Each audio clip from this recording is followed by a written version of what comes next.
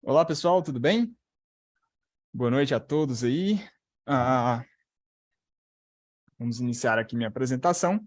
A minha apresentação de hoje, né, eu vou falar como utilizar ali um motor de busca, né, para poder medir a potência de um motor, no caso aqui, de um carro, né? Só que essa medida de potência vocês vão entender um pouco mais ali no decorrer da apresentação. Aqui vai um pouco sobre o meu currículo, tá? Atualmente estou como Tech Lead e consultor sênior na V8, né? E até aqui eu faço um parênteses, né, nessa apresentação, que é algo bastante interessante, né? E esse momento que eu estou vivendo, e inclusive dessa palestra de hoje, onde eu falo sobre dois motores, e eu também atualmente estou trabalhando numa empresa chamada V8, V8 Consult, V8 Tech, que V8 também é um tipo de motor. Então, tá tudo conectado, tudo linkado, né? A minha graduação e pós-graduação, toda a minha área de formação, né? Quando eu comecei ali na parte da minha graduação, foi focado na parte de segurança da informação, né? Então, foi onde eu tive bastante contato com essa parte de dados, né? Sobre a parte de certificações, né? Eu tenho atualmente todas as certificações de Elastic, né? Foi uma área que eu decidi ali em 2017, quando eu tive o foco com a solução, né? Eu percebi que falei, caramba, bicho, eu preciso estudar mais sobre isso. E em 2020 eu tive a oportunidade de me tornar um especialista na área. Então, desde 2017 eu já sou um estudioso da área. Implantei alguns projetos ali nesse intervalo, mas em 2020 eu consegui me tornar um especialista, e aí foi aonde, né, eu consegui todas as certificações ali de lá para cá, né, e sempre tenho focado muito no trabalho com Elastic. Também sou certificado ISO 27002, a ITV3, e nesses longos anos ali trabalhando com Elastic, né, colhi alguns frutos, né, tanto bons frutos como várias amizades ali que eu conheci na rede, né, como essa parte de network, na comunidade, e também na parte de Contributor Program, né, fui Gold Contributor nos ciclos de 2022 e 2021, no de 2020 eu fui Silver, e estou esperando ansiosamente pelo fechamento do ciclo desse ano agora de 2023. Em 2019, também tive uma conquista bacana, né, onde eu fui convidado a ser community organizer aqui da cidade onde eu morava, né, que era Goiânia, agora eu moro em Anápolis, bem próximo, mas ainda, né, continuo organizando ali as palestras, os meetups, sempre que eu tenho um tempo, assim, eu costumo estar estudando também.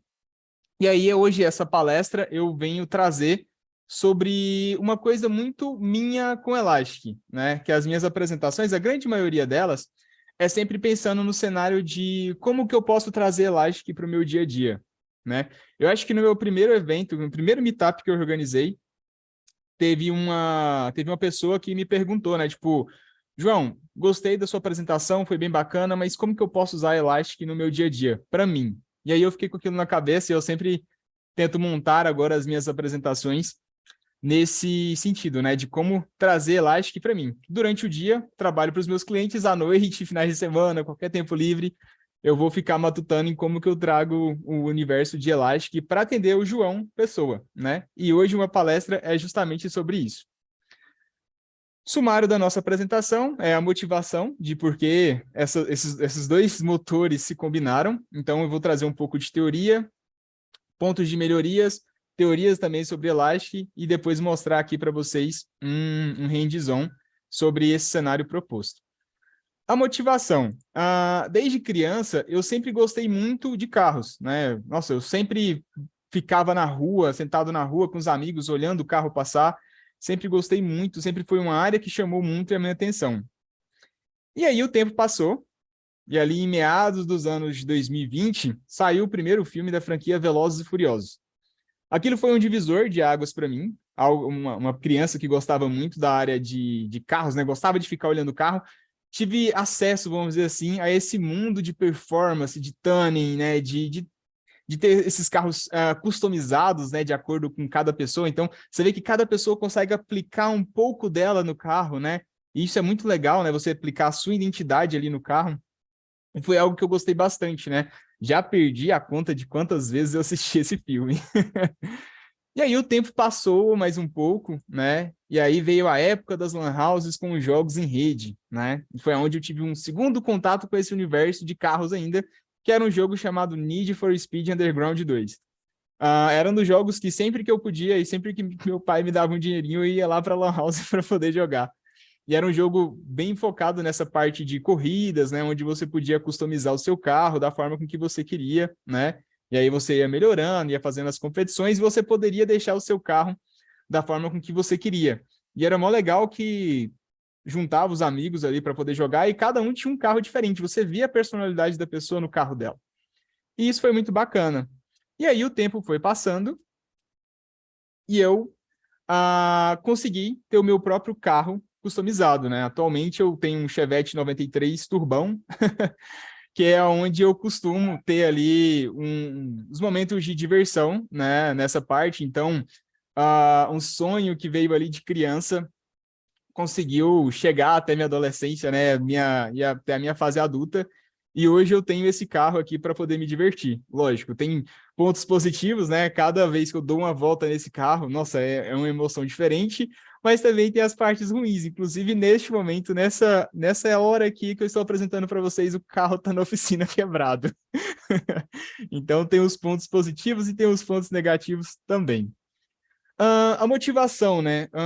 Toda quinta-feira, onde eu moro, aqui em Anápolis, existe um encontro chamado Motor Meeting, né? Que é onde as pessoas que possuem os seus carros, que sejam mexidos ou não, conseguem ter um momento, né? Para poder usufruir daquela potência, né? Porque a gente sabe que os carros, né? Dependendo do carro que a pessoa tem uma certa potência e a rua, né, tipo, vias públicas não é o lugar correto para se fazer isso. Inclusive, eu não incentivo nada que seja relacionado a esse mundo, né, ser executado em locais que não seja apropriado para isso. Então, toda quinta-feira a gente tem um lugar em Anápolis onde a gente reúne a galera que tem esses gostos aí por carros, né, por motores, e aí a gente reúne, a gente consegue fazer essas competições saudáveis. E aí eu vou falar um pouco mais sobre a parte da teoria de arrancada, né? Normalmente, né, competições de arrancada, que é o que acontece aqui, tá? Que é o desafio 1/8 de milha, que é basicamente ali convertendo milha para metro, vai dar ali em média 200 metros. Então a gente tem um ponto aqui onde os carros saem, chega no outro ponto aqui, e quem chegou primeiro ganha. Hoje é feito de forma bem manual, né? E aí o meu intuito, vocês vão ver aqui até o final da palestra, que é dar uma melhorada nisso daí. E aí uma teoria de arrancada, né? Normalmente competições de arrancada, elas possuem esse pinheirinho, né? Bem comumente conhecido como pinheirinho mesmo, que é um local que mostra de forma luminosa quando os pilotos se alinham, né? Que é o chamado de pré-stage. E aí tem o stage e depois é disparado ali a sequência luminosa em amarelo. Quando chega verde, o piloto tem que arrancar. Se o piloto arranca antes do verde, acende uma luz vermelha, né? Onde ele queima a largada, e aí o tempo dele não é contabilizado. E quando esse cara inicia essa arrancada, existe alguns tempos ali que são medidos, né? Que é, por exemplo, o tempo de reação. Esse tempo de reação é o tempo que o piloto demorou a partir do momento que a luz verde acende para ele poder fazer a arrancada. E aí existe algumas parciais e existe ali o tempo final, né? Que é o tempo que o piloto demorou ali para poder deslocar aquela distância. Então, de forma bem breve, bem resumida, a arrancada é essa, né? Atualmente, né, igual eu comentei, lá é de forma bem estilo Velozes e Furiosos, né? Os carros param alinhados lado a lado, tem uma pessoa no meio que dá o sinal com as mãos, né? Normalmente não dá para você saber quando o outro piloto, algum piloto queima a largada, mas aí no final, normalmente você vê quando quem ganhou através da distância do carro. Então, se for algo muito próximo, nem dá para saber quem ganhou. Então, a melhor forma de se fazer isso é através de sistemas automatizados, né? Que aí você tem sensores, tem valores mais precisos, e com isso você consegue ter dados, literalmente aqui falando sobre Elastic Cluster, você consegue ter dados para poder medir, mensurar, né? E conseguir apresentar esse dado. E aí é onde eu tenho a ideia de como que eu trago isso para o meu mundo. Eu tenho essa paixão, vamos dizer assim, por motores, e eu queria trazer isso para um cenário de Elastic, igual eu falei, como aplicar Elastic para o meu dia a dia.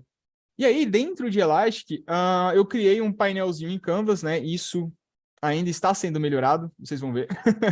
Eu criei um painel em Canvas que traria uma visão bem semelhante ao que está ali no Pinheiro, né? Que aí eu vou trazer o Pinheirinho, eu ainda quero customizar a parte dos LEDs, por enquanto isso é só uma imagem, mas aqui eu tenho alguns dados interessantes do piloto A e do piloto B. Mas antes de entrar nessa parte bonitinha do Canvas, eu quero apresentar para vocês um pouco sobre o que eu planejei ali para o meu dia a dia, né? Para as minhas brincadeiras de quinta-feira. Colocar um sensor no primeiro ponto, né? Que é onde há a arrancada, e um sensor ao final. Basicamente, o principal ali, que é o quê? Saber a hora que o cara sai e a hora que o cara chega. Versão, sei lá, 0.1 do projeto de arrancada utilizando Elastic.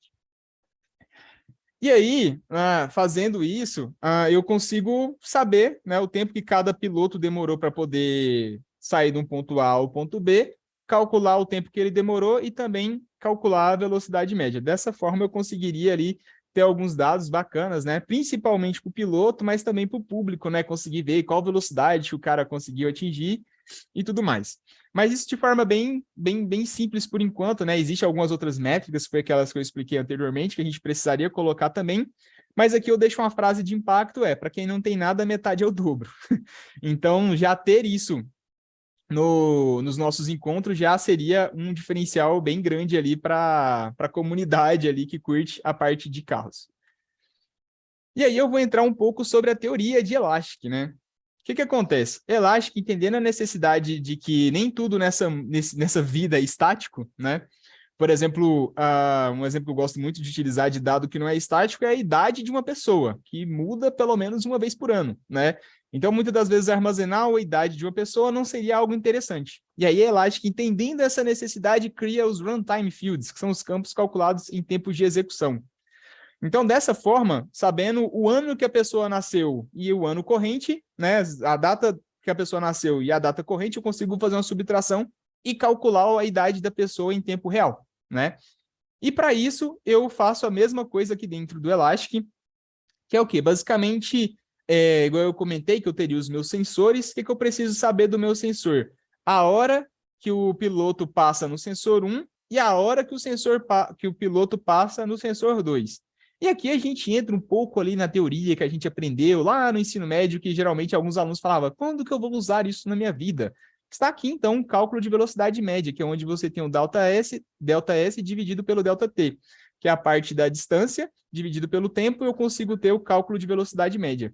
Para quem pensava que não ia utilizar essas fórmulas, está aqui o primeiro cenário. A única que eu ainda não vi lá do ensino médio de como trazer isso para o Elastic é como processar o sistema digestivo da minhoca. Ainda não consegui saber para que isso vai ser útil na minha vida. Mas, para a parte de cálculo de velocidade média, está aqui um excelente exemplo. E ali, eu consigo fazer o quê? A primeira coisa, eu preciso calcular a diferença de tempo. Então, eu faço um campo para poder chamado timediff, onde eu calculo, pego o segundo tempo do segundo sensor que o piloto passou, subtraio pelo dado do sensor da onde o piloto passou pelo primeiro, subtraio, e eu tenho ali a diferença de tempo em milissegundos, né? E aí, para poder fazer o cálculo de velocidade, o que eu tenho que fazer? Eu coloquei um valor chumbado aqui de 0,2, que seria basicamente a quantidade em quilômetros. E depois eu divido aqui a minha divisão de tempo para poder ter o meu cálculo, né, de distância dividido por tempo. Aí eu faço uma conversão e eu consigo ter o dado já da velocidade, que seria o quê? Essa saída. Indexado dentro do meu source, o que eu tenho? Eu tenho o tempo A1 e o tempo A2. O que eu tenho processado dentro dos meus runtime fields? A velocidade, 124 km por hora, e o tempo time diff, que seria 5.8, 5.800, que seria 5.8 segundos essa medida. E ali, como é que eu faço o meu search, tá? Eu não faço utilizando o source, eu faço utilizando fields. Por quê? Runtime fields não está no source do documento.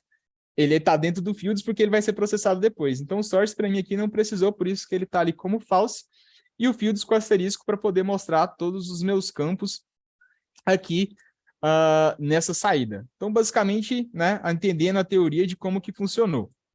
Então, entendendo essas teorias, vamos agora na prática para vocês entenderem realmente como que isso funciona ali dentro do Canvas, tá?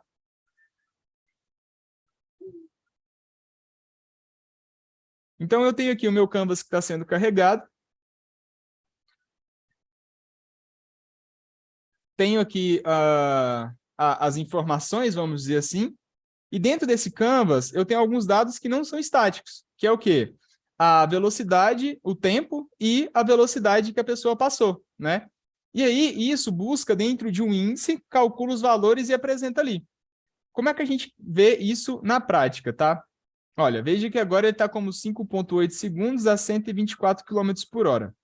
Eu vou deixar esse cara atualizando a cada 1 segundo, por exemplo. Então, beleza, esse cara aqui agora vai ficar atualizando a cada 1 segundo. Eu vou vir aqui dentro do meu DevTools e vou atualizar esse documento aqui. Eu vou colocar a data de hoje, 2023, aqui vai ser no dia 3, 7, 7, 3. E aqui eu vou colocar um tempo qualquer e vou reduzir esse tempo aqui.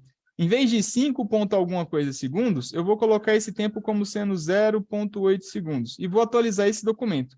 Quando eu atualizo esse documento, ele deu um updated aqui para mim.